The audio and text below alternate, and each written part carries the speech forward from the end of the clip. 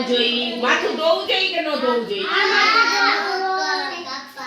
નખ કાપવા પડે. નખ કાપવા જોઈએ કે નહીં?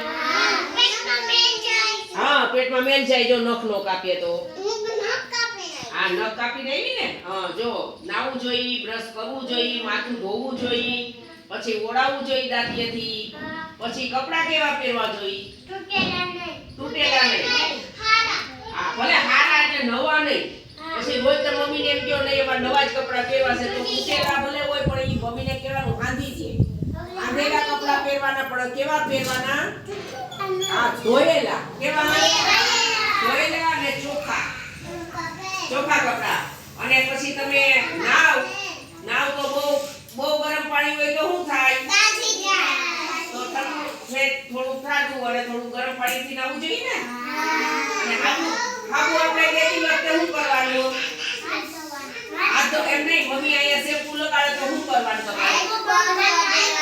હા, આખું બંધ કરવાની ને. ખુલ્લી રાખો તો શું થાય? આંખમાં પડે, આખું લાલ થઈ જાય, બળે ને આપણને. એટલે બહુ ગરમ પાણી હોય એનાથી નો નવાય. બહુ ગરમ પાણીથી નાઈ તો શું થાય? દાજી જાવ. એટલે જો સ્વચ્છ શરીર રાખવા, ચોખ્ખું રાખવા આપણે રોજ નાવું જોઈએ. શું કરવું જોઈએ?